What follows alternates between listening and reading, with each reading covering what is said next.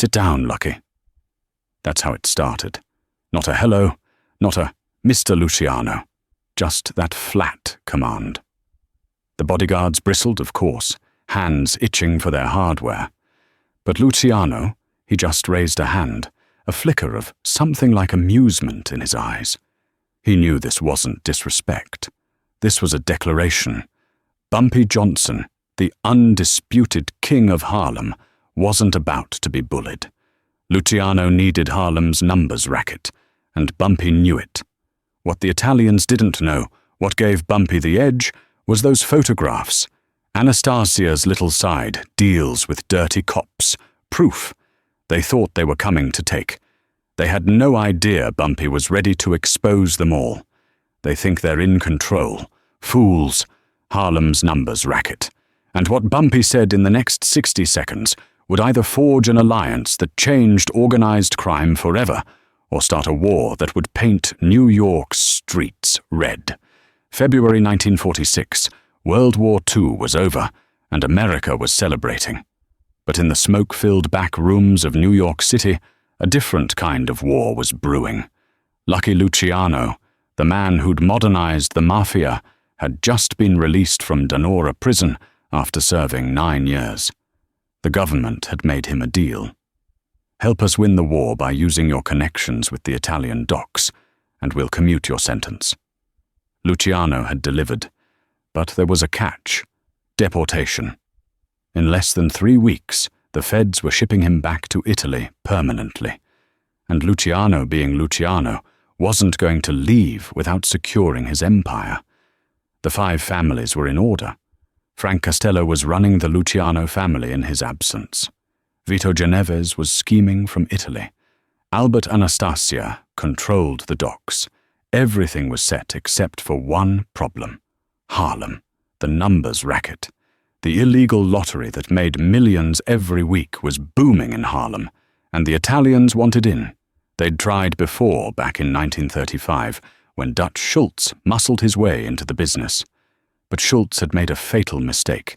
He'd underestimated a quiet, sharp-dressed enforcer named Ellsworth Bumpy Johnson.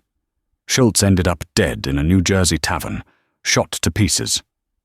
Now, 11 years later, Luciano wanted what Schultz couldn't take. But Luciano was smarter than Schultz. He knew you couldn't just roll into Harlem with guns blazing.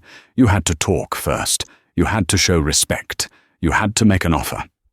So, Luciano sent word to Bumpy Johnson. "Let's meet." Bumpy didn't respond for a week. That alone told Luciano everything he needed to know. This wasn't going to be easy.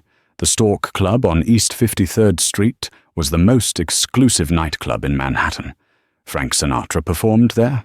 J. Edgar Hoover drank there.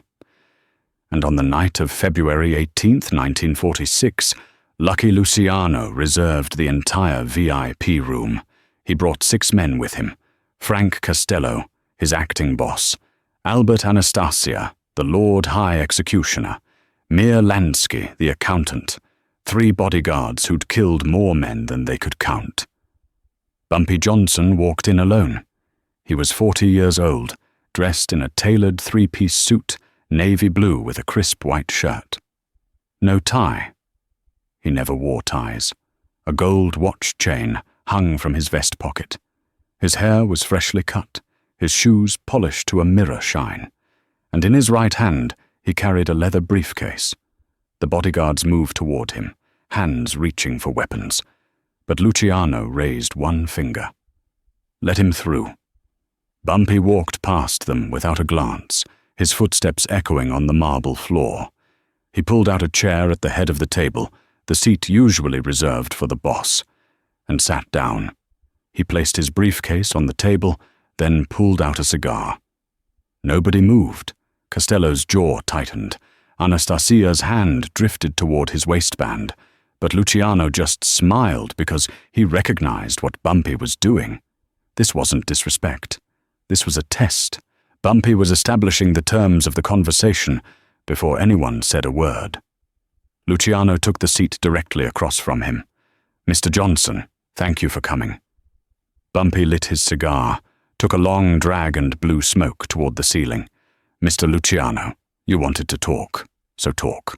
Luciano folded his hands on the table. His voice was calm, measured, the voice of a man who'd negotiated with presidents and gangsters and knew the difference between the two. "I'm leaving the country in 3 weeks. The feds are shipping me back to Italy. But before I go, I need to make sure New York stays in order. No wars, no chaos, just business." Bumpy nodded slowly. Said nothing. "Harlem is the last piece of the puzzle." Luciano continued. "The numbers racket is making millions. My people want in, but I know you've been running things up there since Shorts died. You've got the trust of the community. You've got the infrastructure. You've got the police on your payroll." He paused, looking Bumpy directly in the eyes. "I'm not here to take what's yours, Bumpy. I'm here to offer you a partnership. You keep running Harlem. We provide protection, investment capital, and connections. In return, we take 40% of the profits. You get to stay independent, but under our umbrella, under our protection." The room was silent. Frank Costello leaned forward, watching Bumpy's reaction. Meyer Lansky's fingers drummed softly on the table. Albert Anastasia cracked his knuckles. Bumpy took another drag from his cigar. "What happens if I say no?"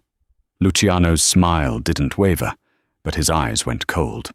"Then we have a problem, because if you're not with us, you're against us. And nobody survives being against us." It wasn't said with anger. It wasn't said with heat. It was said with the absolute certainty of a man who'd built an empire on that exact principle. Bumpy set his cigar down in the crystal ashtray, opened his briefcase, and pulled out a single photograph. He slid it across the table. Luciano picked it up. His face didn't change, but his fingers tightened around the edges.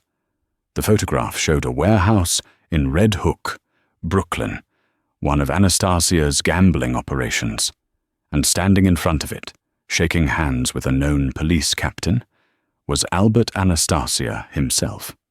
"That was taken 3 days ago," Bumpy said quietly. "I've got 12 more just like it. Different warehouses, different cops, different members of your organization." The room went deathly quiet. Costello's hand moved toward his jacket. Anastasia stood up halfway out of his chair, but Luciano just stared at the photograph, and then at Bumpy. "Are you threatening me?" "No," Bumpy said. "I'm showing you respect, because I could have sent these to the district attorney. I could have sent them to the newspapers. I could have burned your whole operation to the ground before you even knew I had them. But I didn't." He leaned forward. "You came to Harlem asking for a partnership. But a partnership means equals, and what you just offered me wasn't a partnership. It was a takeover with a smile." Luciano set the photograph down. For the first time since Bumpy entered the room, he looked genuinely impressed. "So what do you want?" Bumpy picked up his cigar, took a slow drag, let the question hang in the air. "You want what Schultz wanted, what every Italian crew that's ever looked at Harlem wanted. Control. But you can't have it. Not because you're not smart enough. Not because you're not strong enough. Because Harlem isn't yours to control." He pointed to the window toward the lights of Uptown. "You know why Schultz failed? Because he thought black people was stupid. He thought we just hand over our money and say thank you. He thought muscle was enough. But Harlem doesn't work that way. You need trust. You need respect. You need to be one of us. And you'll never be one of us." Costello started to speak, but Luciano silenced him with a look. Bumpy continued, "But here's what I will do. You asked for 40%. You can have 10% of the profits, not as protection money, as a service fee. You provide banking support. We need clean money to pay winners when the heavy numbers hit. You provide legal help when our runners get arrested. In return, you get 10% of the net." He leaned back, his voice dropping an octave. "And one more thing. You never, and I mean never, send your people into Harlem to collect. You want your money, you send a courier to my office. I'll have it counted, wrapped, and ready. But your soldiers don't patrol my streets. Your guns don't show up in my neighborhood. Harlem stays black. Harlem stays mine. That's the deal." The silence that followed was absolute. Mir Lansky broke it first. He turned to Luciano. "Charlie, that's actually a smart play. 10% for essentially no risk. No overhead and no exposure. It's clean money." Anastasia wasn't convinced. "And what's to stop him from cutting us out once we set up the banking?" Bumpy answered before Luciano could.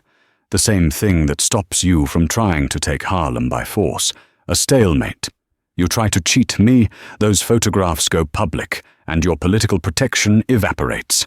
I try to cheat you, you come after me.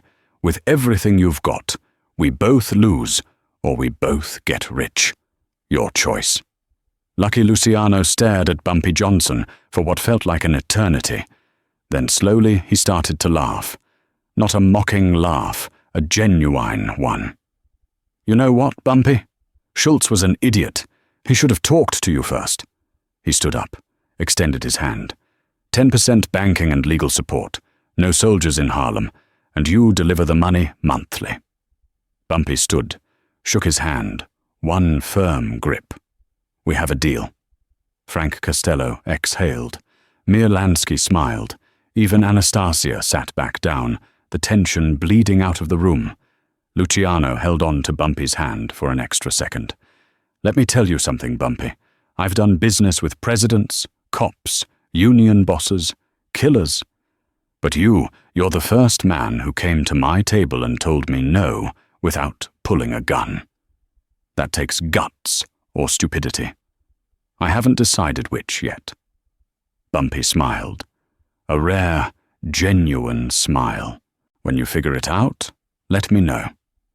3 weeks later, Lucky Luciano boarded a ship to Italy.